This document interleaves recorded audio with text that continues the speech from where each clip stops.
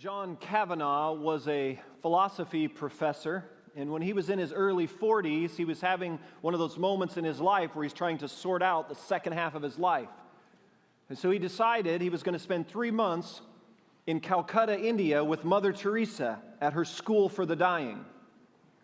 So he travels over to Calcutta. On day one of his stay there at Mother Teresa's ministry, he meets Mother Teresa. And after some small talk, she says to him, "Mr. Kavanaugh, what can I do for you?"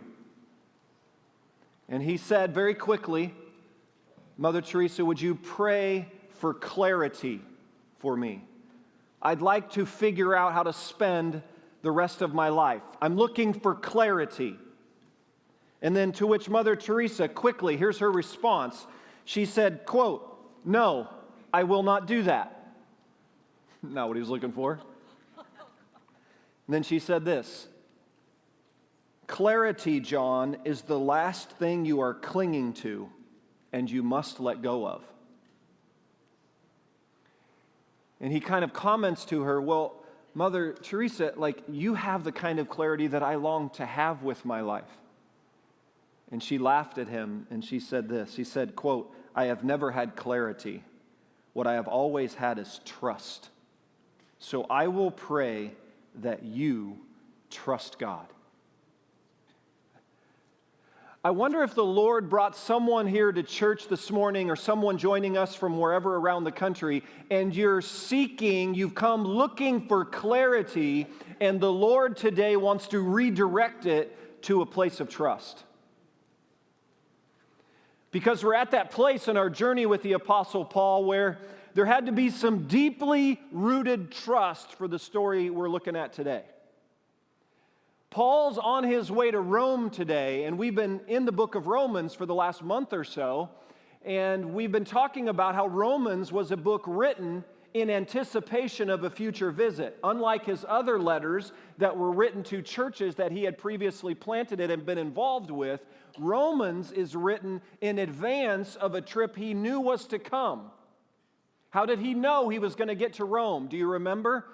In the book of Acts, when he's in Jerusalem and he's under trial and he's under persecution, there's a whole bunch of people basically trying to kill him, silence him, remove him. Jesus comes to him and speaks this word, Acts 23, verse 11, "The Lord stood near Paul." Isn't that a wonderful thing? Some of you are experiencing that right now in your life. You're going through some things and the Lord is standing near you and you know it. The Lord stood near Paul and said to him, "Take courage. As you have testified about me in Jerusalem, so you must also testify in Rome." So Paul knew he was going to get to Rome. It didn't look like it circumstantially in Jerusalem because all the Roman leaders and the Jewish religious leaders all had kind of come together and decided it's time to eliminate Paul. And so circumstantially, it looked like end of the road is Jerusalem. And Jesus comes to Paul. End of the road is not Jerusalem. You're going to go to Rome. And so today, what we're going to look at is Paul's journey from Jerusalem to Rome. And we're going to look at it in 5 stages. And my prayer is there'll be a bridge from his stages because his journey, though he knew he would get there, I suspect the way that he ended up getting there wasn't quite what he anticipated. Anybody been there?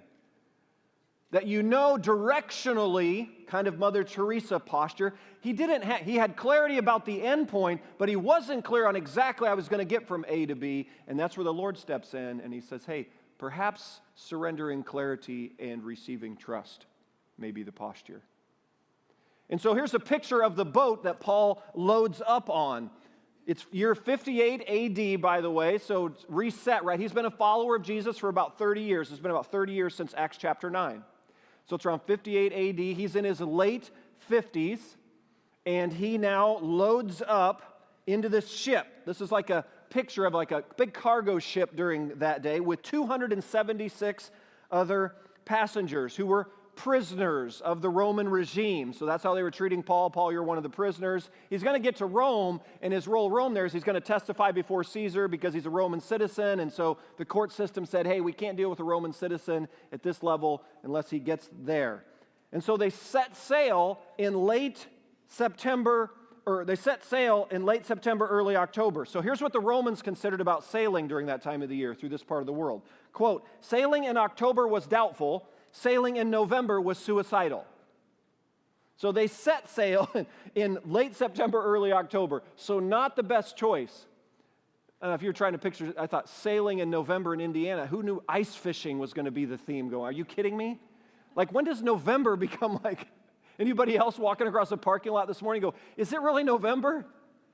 So the scene for Paul in November is you don't hit the open waters of the Mediterranean in November. You just don't do it. And that's where they were ending up. And they make it to a port called Fair Havens. I'll hit a map in just a minute, in the southern coast of Crete. So here's stage one. Paul gives a forecast to the leader, the captain of the ship, and those in charge of the crew. Here's his forecast, Acts 27, verse 10. Men, I can see that our voyage is going to be disastrous and bring great loss to ship and cargo and to our own lives also. Verse 11. But the centurion. Now the centurion is like a Roman commander in the army. Okay, the centurion, Roman commander in charge of the ship, instead of listening to what Paul said, followed the advice of the pilot and the owner of the ship. Since the harbor was unsuitable to winter in, the majority decided that we should sail on. Notice there is a theme in the Bible that generally speaking, majority doesn't equal wisdom. Just saying. So, hoping to reach Phoenix and winter there. This was a harbor in Crete, facing both southwest and northwest. So let's get a little geographic context. Here's a map. I put it in your notes as well. Those of you online, your host can direct you to where you can see this in your notes as well. So you kind of get the context, right? They leave Jerusalem there on the far right side of the map, and they end up, you see the center is an island called Crete, and they're harboring there in that place. You see it right there, kind of in the southeastern. They're convinced they need to get to Phoenix, right? Fairhaven, that port doesn't allow them to winter, so they're just trying to make it like north and west around the corner there to Phoenix. That's where they're trying to head. So their goal is to get around the corner there, and, Paul tries to tell them, not a great idea. I want to give you a little forecast for how this is going to go. I don't think this is route we should take. And they do it anyway. Now, parenthesis, some of you are in that stage of your life, perhaps trying to help a friend. You've been sitting across a cup of coffee with a friend and go, I really don't think you should do that. And they're going to do it anyway. Or parenting sometimes can be in that space, right? Where you're trying to help your children, be that younger, be that older, young adult children, perhaps even more challenging, right? Where you're trying to help guide, you're trying to help say, hey, the forecast for the decisions you're about to make, mom and dad are saying, might want to think that through, don't see a lot of wisdom in that, and they do it anyway. And so Paul's finding himself on a ship, going against his own advice. He knows this is going to go bad, but this is his portion and his come. So stage one is the forecast. Stage two is the storm, right? They're headed for Phoenix, but they don't get there because, verse 13, a gentle south wind began to blow, and they thought they had obtained what they wanted. So they weighed anchor and sailed along the shore of Crete. Before very long, a wind of hurricane force called the northeaster, kind of like what's been sweeping down across the New York sector right on the other side of the Great Lakes this past week, right? When you're looking at the piles of snow and the forceful winds, that kind of a wind swept down from the island. Verse 15, the ship was caught by the storm and could not head into the wind. So we gave way to it and we were driven along. So they're headed to Phoenix, and they end up on that long, sloping line across the open waters, the long red line. And isn't that a commentary on life? How many of us had all kinds of plans to get from Fairhaven to Phoenix, and you end up in the wide open waters on the red line? Maybe that's where you're at this morning. And on that red line, lest you think it's just kind of a comfortable, smooth sailing, it's storm, it's waves, it's Psalm 93. The seas have lifted up their voice. The seas have lifted up their pounding waves. If you've been out on the open waters in a vessel of any size, And you've seen when the waves lift up, you know what I'm talking about, right? The power of the open ocean here. That's what Paul and the crew find themselves in the middle of. They basically pull up anchor, and they just is submitting themselves. The wind is going to take us where it wants to take us. The seas are going to drive us where they want to drive us. And to the point where the crew has to pass ropes under the ship. I keep wondering exactly how that's going to work. I'm not sure how they got ropes all the way under the ship. Basically, they're wrapping the ship so they hold it together. That would not be encouraging if you were on that vessel. I'd be like, this is not a good sign. We're a long way from Rome. And we're strapping it down, and they begin to toss cargo overboard, lighten the load of the ship. Not a good sign. Again, we're just trying to get to Phoenix, and what in the world's going on? We're out in the open waters to this point. Verse 20, when neither sun nor stars appeared for, notice, many days, and the storm continued, notice, raging, we finally gave up all hope of being saved. So you know you're at stage 2 when you can't see how you're going to get through what it is you're going through. When you get to that place where you simply internally resign yourself to, I think this is it. I think this is over. I think this is about as good as it's going to get. This could be the end of the road. And that might be where someone's at this morning in your own life circumstance, where you look at it and you had plans going one way, it's derailed, you're out in the open waters, it's one storm after another, it's one wave after another, it's one point of circumstantial chaos after another, and you absolutely can't see how you're going to get through it. It's right on this edge of what the Bible would call despair. Despair is that place where you give up hope. That's right where the crew's at right now. And into this sea of despair, God speaks a word of hope. Aren't you grateful for a God who does that? I found often right on the edge of the sea of despair is where I'm often very receptive to a word of hope from God. Do you think he might have the attention of some folks on the boat by now? I suspect they're probably desperate for any kind of a word of hope apart from storm raging, darkness, wind, waves, and God speaks. Now we move to stage 3. God speaks a promise. So from the forecast to the storm, and now stage 3 is the promise. Stay with me, verse 22. God speaks to Paul, says, but now I urge you to keep up your courage, because not one of you will be lost. Only the ship will be destroyed. This is Paul addressing the group. Last night, an angel of God, whose I am and who I serve, stood beside me. How about that? There's a theme here. God coming and standing alongside Paul. Do you see this? God comes and stands alongside us in our time of need. We're about to enter into the season of the year that reminds us the term we're going to base our whole Advent season, Emmanuel, God with us. Another way to say it, God stands beside you in your time of need. In the middle of this storm, in the middle of this chaos, he stands beside Paul and this whole crew, and he says what? Do not be afraid. Paul, you must stand trial before Caesar. And God has graciously given you the lives of all who sail with you. If you were the crowd hearing that, someone who wasn't very church-going would have said, amen to that. Right? You just got swept up in the blessing of Paul. Aren't you grateful for that? You're glad Paul's on this ship now. He's just been a prisoner before. He's become slightly more important than just another prisoner now. Hey, we're going to take care of this guy. God steps forward and said, this guy's going to get to Rome. And by the way, because you're on the ship with him, you're all getting to Rome too. Get some amens going in the crowd now. 25. So keep up your courage, men, for I have faith, notice faith in God. His faith isn't in their abilities. I'm sure they've got a lot of really sharp sailors on the boat. His faith isn't in all their abilities to navigate the storm. His faith isn't in the strength of the ship to handle it. No, his faith is in God. He says, no, here's what we know. God will make it happen, just as he told me. Nevertheless, we must run aground on some island. So here's the theme again, right? He knows God's going to get him where he needs to get him, but the way he's going to get him there isn't quite unfolding like anyone could have seen. Boy, isn't that a commentary on everyday life with God? Can you remember a time in your own journey when God showed up and stood beside you and said, take courage. Don't be afraid. Don't be afraid. For some of you, it's when you are seated beside the bedside of a loved one and you were recognizing the end was near. And many of you have spoken about the nearness of Jesus in an ending of a loved one. You've been there where Jesus came, stood beside you, brought his peace, brought his comfort. I'm here. Don't be afraid. I have this. For others of you, you're navigating some dynamics in your family and marriage, and you come to a crossroads, and you just, in the depth of that valley, in the depth of that darkness, God came to you. That's your story. God came to you and said, I'm here. Don't be afraid. Take courage. We'll get through this together.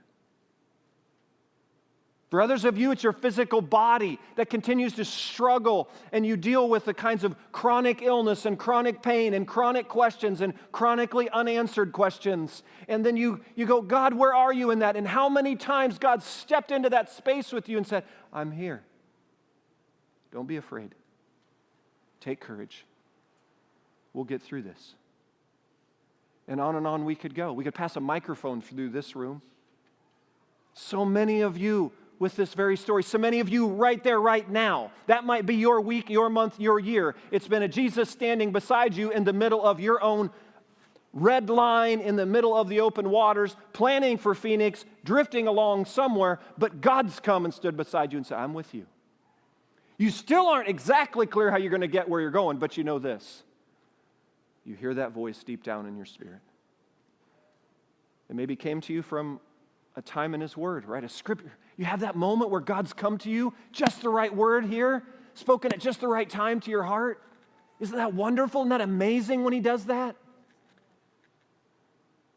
Or it could be you turn on just the right worship song with just the right lyric at just the right moment. Isn't that amazing when God does that? Or how about when the phone buzzes with just the right text from just the right person at just the right time? Isn't that amazing that God does that?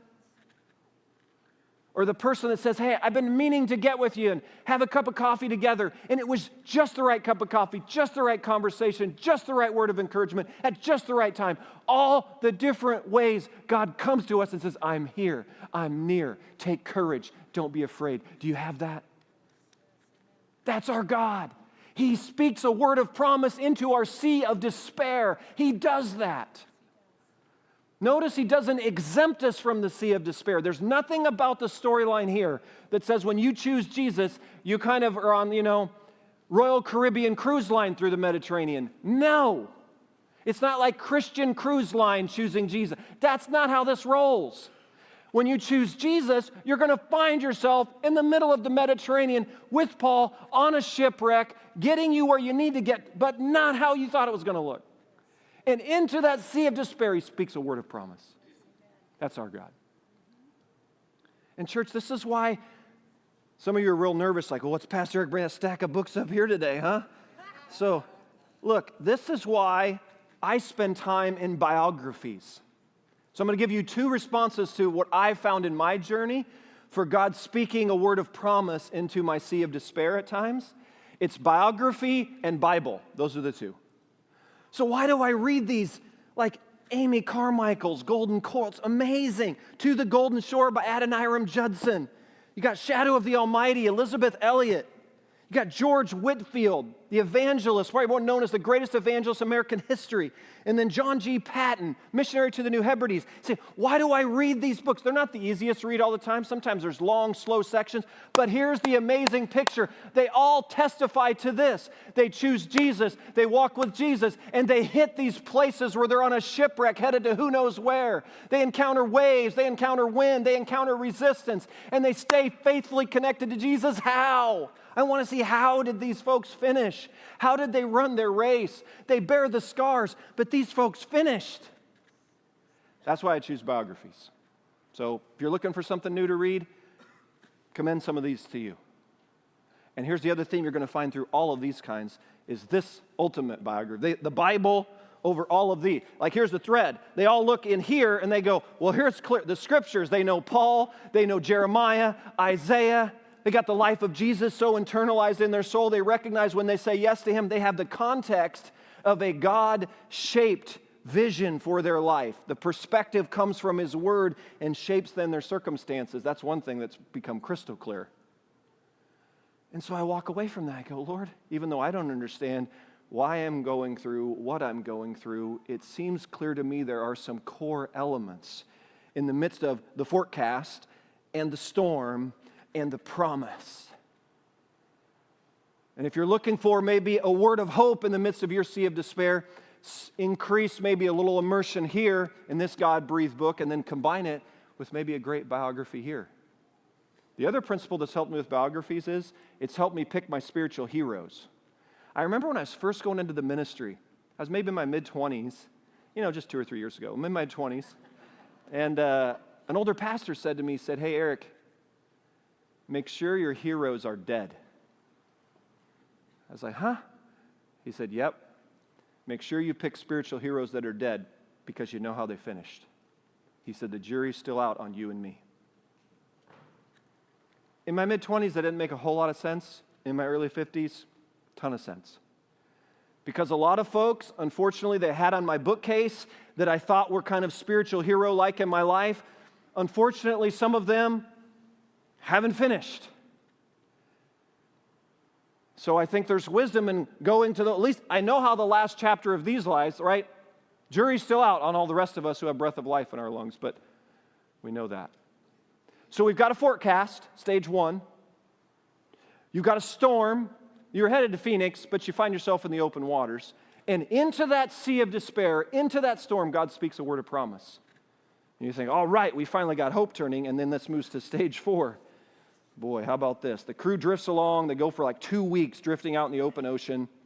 Some of the crew decides they're going to lower the lifeboats because even back in that day, they had these little mini lifeboats on the side, and they were going to lower the lifeboats and jump in and try to save themselves. Paul sees them working the lifeboats. He says, hey, you leave this ship, you're done.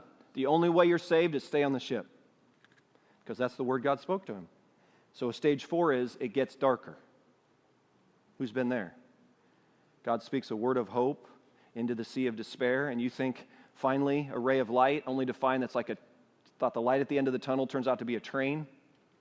And you go, it gets darker, darker. Verse 33, just before dawn, Paul urges them all to eat. For the last 14 days, how would you like that 2-week cruise? That's not a Mediterranean cruise anyone's going to sign up for.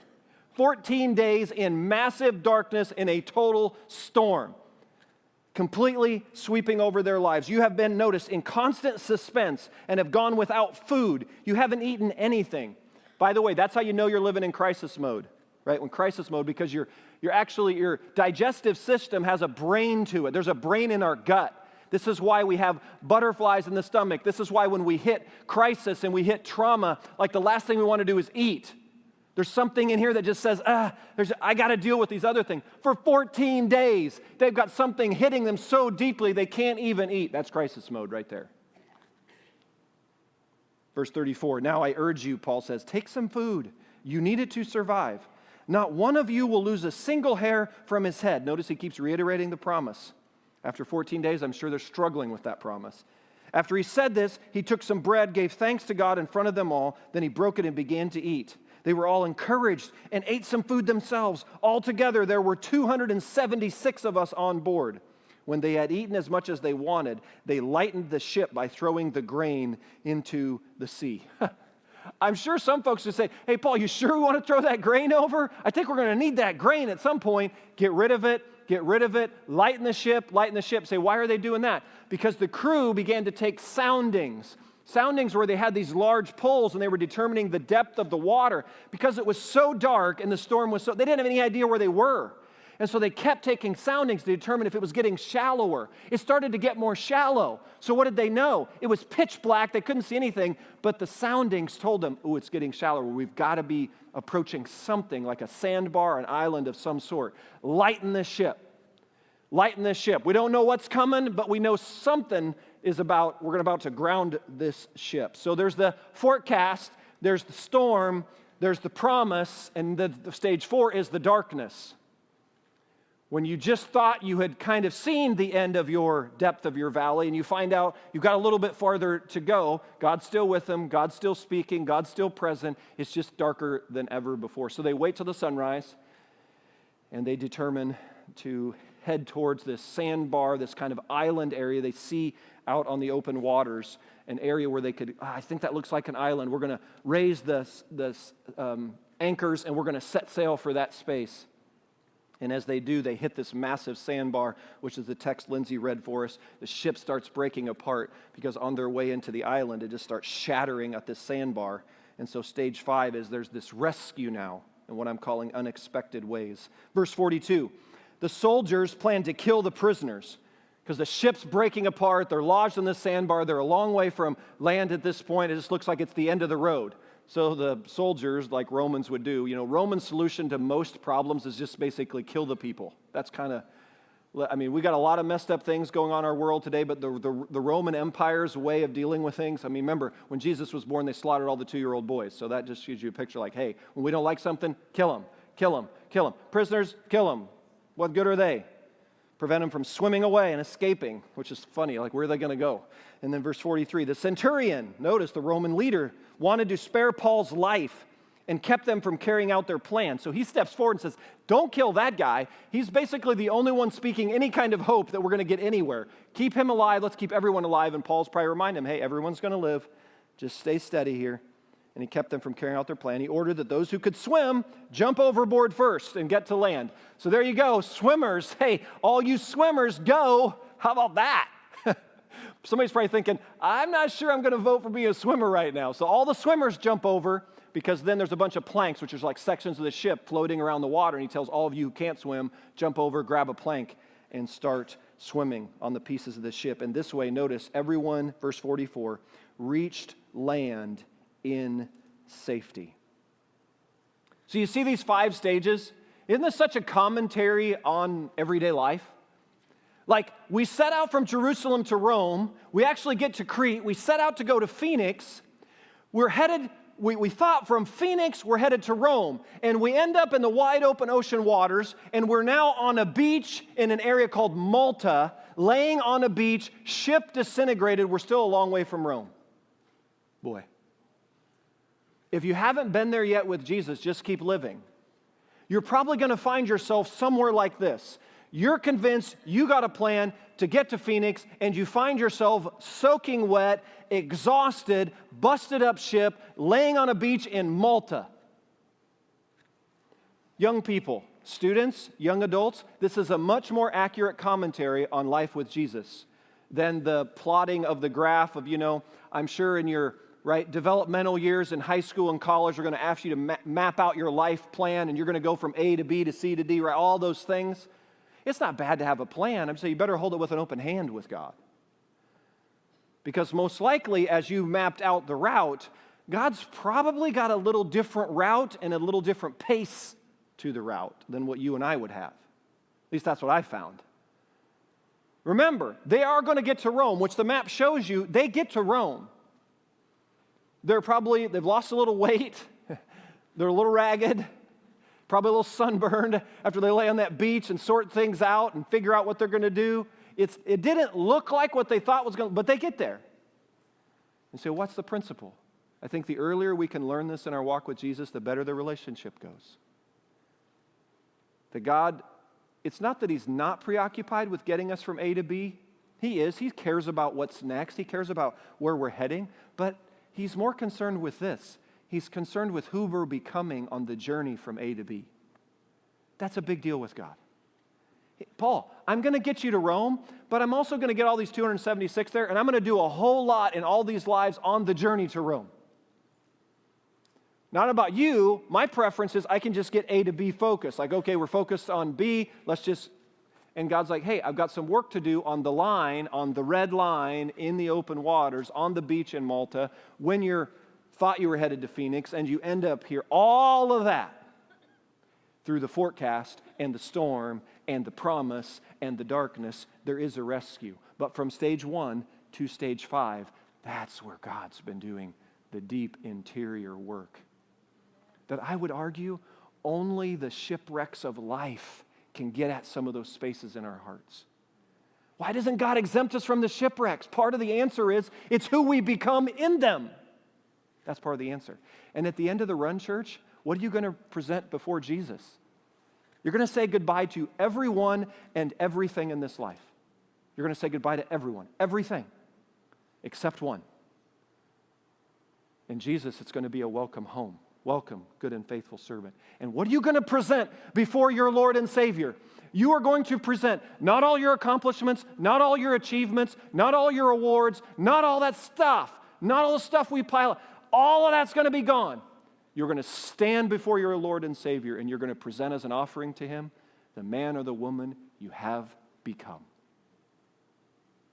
That's your offering, the kind of person you've become in Him. Which helps us understand what's He doing on this winding red line called life. So from this, I leave you this morning with a little 4-point grid on what do we do when we find ourselves in the middle of a storm. Number 1, get a clear word from the Lord. You see that? Paul had a clear word from the Lord. He knew what God wanted done. Get a clear word from the Lord. So how do I do that? Sometimes you hit a place in life where you got to fast, you got to pray, you got to do whatever, you got to get to the prayer room, you got to get around some brothers and sisters, you got to say, I got to get a word from the Lord in the midst of this storm. That's number 1. We got to get a word from the Lord. Number 2, we got to take soundings. You know what I mean by taking soundings? That just means we got to collect real-time data. They had their polls, they were take soundings. You got to look at your current life for what it is. Look at current reality for what it is. Don't turn a blind eye to it. Say, this is where I am. This is what's going on. Here's the mess. Here's the depth of the mess. I have a word from the Lord, and I understand. Take soundings, stay informed, collect data, assess your actual life right now. The journey from where you are to where God wants you to be starts right where you are. So we have to take soundings. So we get a clear word from the Lord, we take soundings, and then thirdly, we nourish the body and the soul. Did you see that from the story? They broke bread together, they ate, they gave thanks. They were caring for their body and their soul. To Paul's leadership, they hadn't eaten for 14 days. Like, hey, take care of the body, take care of the soul. It's probably a bit more of a marathon than a sprint. So sometimes when you hit crisis mode in this life, when you hit a storm, when you hit a shipwreck, we got to remember, hey, we got to take care of the body and take care of the soul in the midst of the storm, because the journey's probably going to be a lot longer than we thought. So we've got to pace ourselves, nourish ourselves, which then fourthly, do what you can with what you have. Grab a plank and swim. Just get to shore. See that? This is from the story. So when we find ourselves in the middle of a storm, get a word from the Lord, take soundings, nourish body and soul, grab a plank and swim. Do what you can with what you have. Because at the end of the day, right? The question isn't, church, whether we're going to find ourselves in the middle of a shipwreck. I mean, that's just every Tuesday, it seems like, in this life these days. But some of you are in some long shipwrecks. You feel like you've been living in the open waters of the Mediterranean. For years and years, some of you have been in that.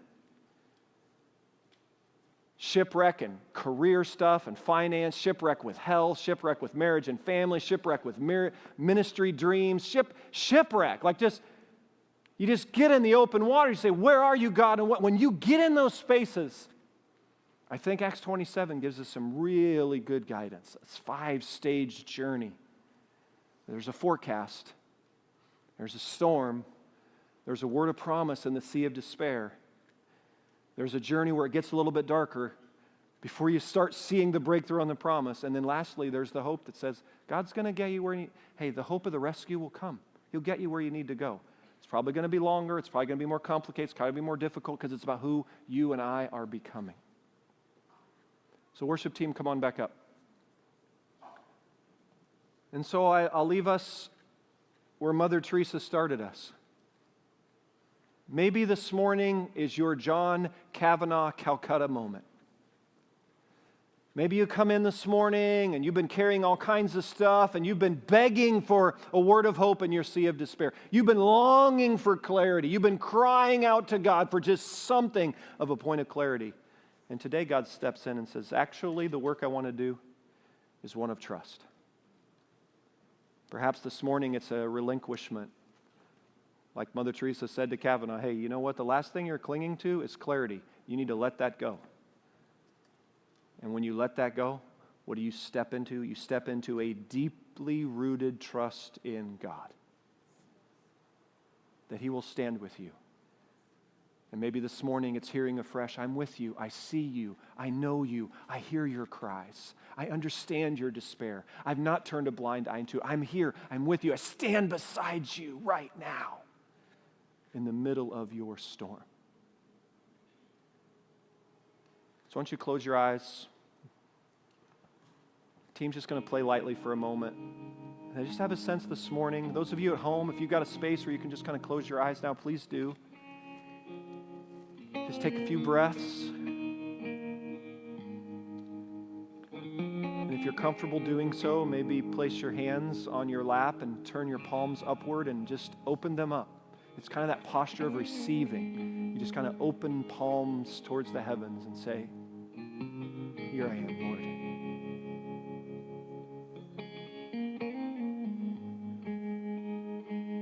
I'm in the middle of this storm. I'm in the middle of the open waters. I can't see. I don't know. Please help. And right now, would you just receive from Jesus that Emmanuel, God with you moment right now. I see you. I know you. I'm here. I stand beside you. Take courage. Do not be afraid. We will get through this together. So Jesus, by the power of your Spirit, you know what each one needs right now. Every single one of us going through some battle. Speak your word of hope into that sea of despair and grant us a deeply rooted trust in God. Help us relinquish right now the longing for clarity and embrace a trust in God. We ask it for Jesus' sake.